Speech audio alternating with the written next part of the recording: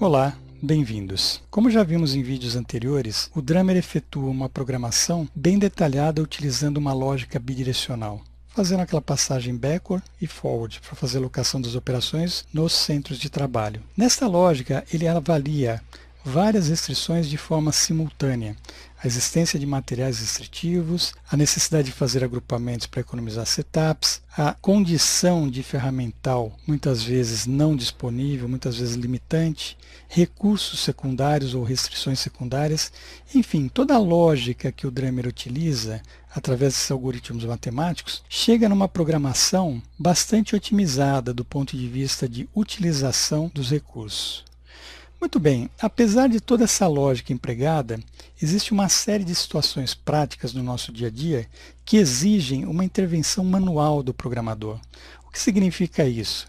Nesse gráfico de Gantt aqui, onde nós temos o sequenciamento inicial, muitas vezes nós temos que fazer alguma mexida manual. É muito comum o programador, por diversos motivos, quer seja uma alteração de prioridade, um cliente que está reclamando de determinado pedido, a decisão da diretoria de fazer uma manipulação nas datas de entrega de forma a atender um pedido em especial, uma série de situações práticas fazem com que a gente tenha necessidade de fazer uma intervenção manual nesta programação elaborada pelo Drummer.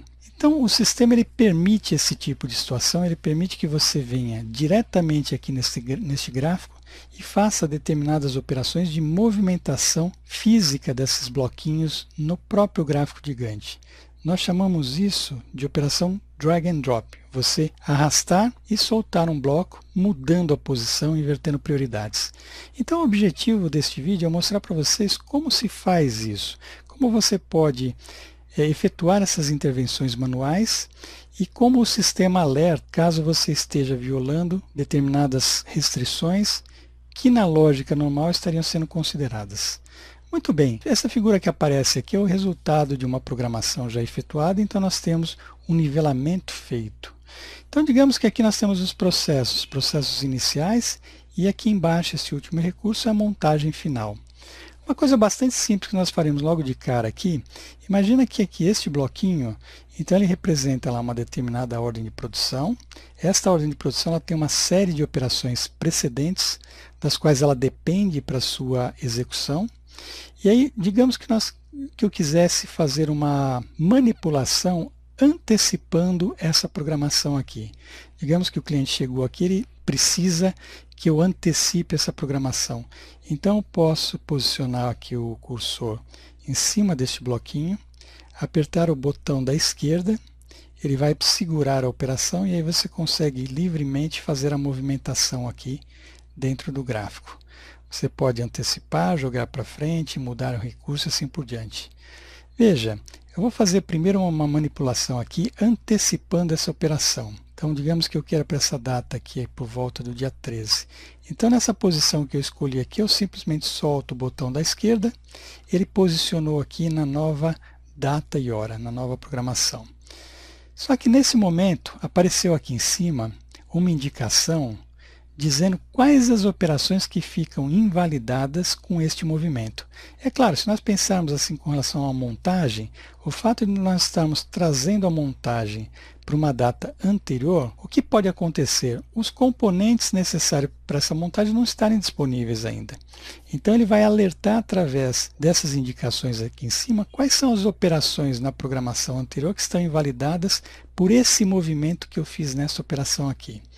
Então, uma vez que eu fiz o movimento, eu dando um clique aqui em cima, ele vai salientar quais são as operações que estão inválidas.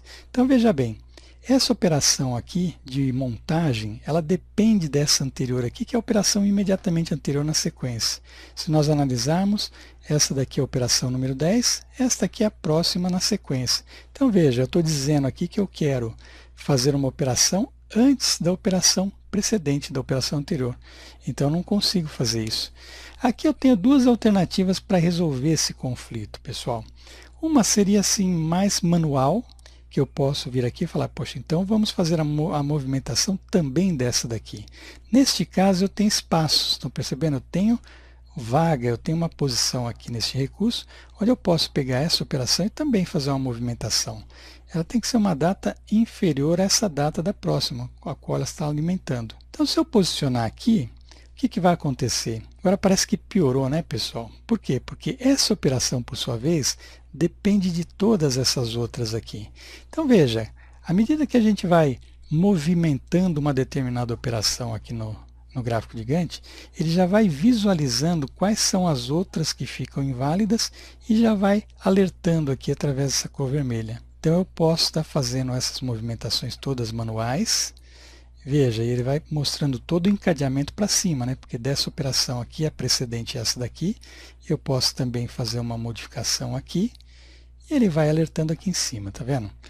Se eu pegar essa operação aqui e veja, ele tem inclusive uma situação onde, se eu quiser pegar essa operação, ela é processada inicialmente aqui no GT.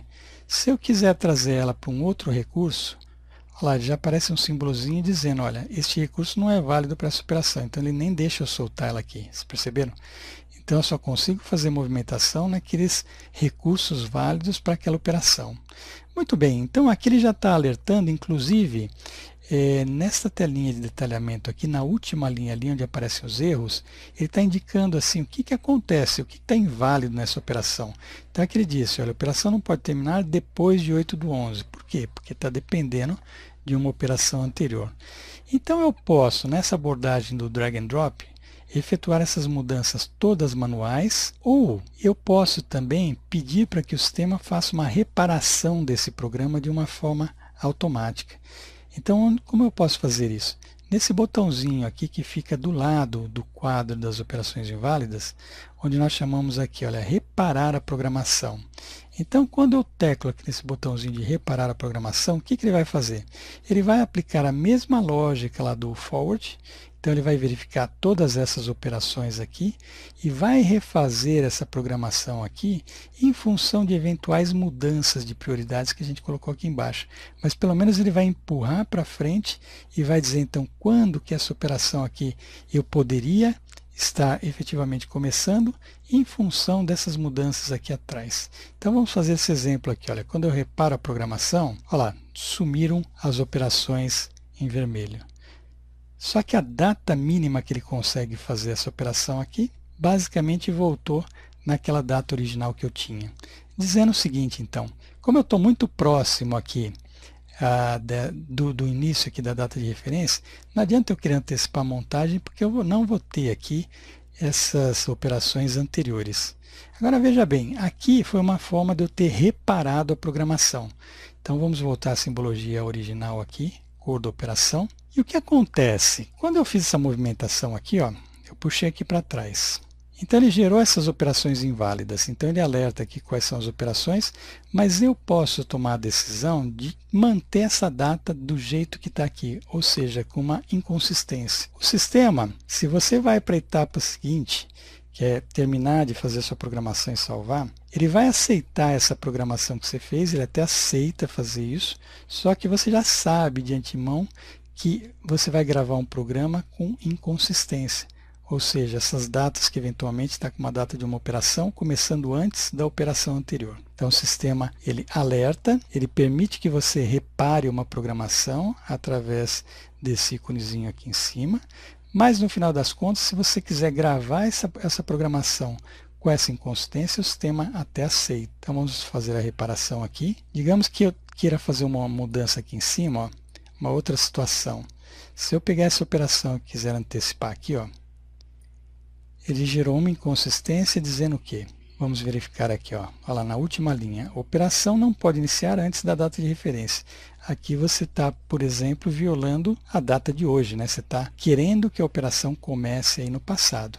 Você pode, como eu comentei, até gravar o programa mantendo essa inconsistência aqui, mas você já sabe de antemão que houve o quê? A geração de um conflito, né? Então vamos salvar aqui em cima. Outra coisa que é possível fazer, vamos voltar aqui à cor da operação. Cada vez que você faz um movimento aqui, às vezes são tantos movimentos que você precisa fazer, que você fala assim, poxa, mas eu quero desfazer. Então você tem aqui aquela situação do undo e redo. Então aqui você pode voltar à condição, passo a passo, e ir para frente em função daquelas movimentações que você fez anteriormente. Ele deixa gravado aqui, você pode repetir. Então você pode desfazer e refazer aqui, indo para frente e para trás nos movimentos que você fez. Então essa é uma forma que o programador tem para interferir manualmente na programação. Agora aqui, pessoal, nós chamamos isso até de apelação, né? Porque no fundo o sistema utiliza toda uma regra, né, para fazer o sequenciamento, uma série de conceitos e regras heurísticas para fazer toda essa programação bidirecional, e no final das contas você está fazendo uma intervenção manual. É claro que o sistema pode aceitar aquilo que você efetivamente modificou, ele dá esses alertas, ele permite que você corrija a programação de uma forma automática, mas no final das contas, o grande objetivo é que você parametrize bem o sistema de tal forma que você minimize a necessidade dessas intervenções manuais. Porque aqui, esse gráfico de Gantt, ele tem, digamos, poucas operações, eu tenho poucas ordens. Agora imagina vocês num dia a dia de programação, onde você tem centenas, muitas vezes milhares de ordens de produção gerando operações aqui nesse gráfico de Gantt. Então você bate o olho aqui nesse gráfico de Gantt e você vai ver um conjunto enorme de operações. E fica até difícil você tá fazendo esse tipo de intervenção manual. Ele é mais prático quando você tem uma programação onde está envolvida menos centros de trabalho programados, aqui no gráfico de Gantt, e que você tem um volume de ordens de produção menor, né? E aí você até consegue tornar essa operação de drag and drop uma coisa prática. Mas enfim, é um recurso que o sistema também disponibiliza para que a gente consiga fazer esse tipo de movimentação. Então são as intervenções ou ajustes manuais. Ok, pessoal? Então neste vídeo é isso e até a próxima.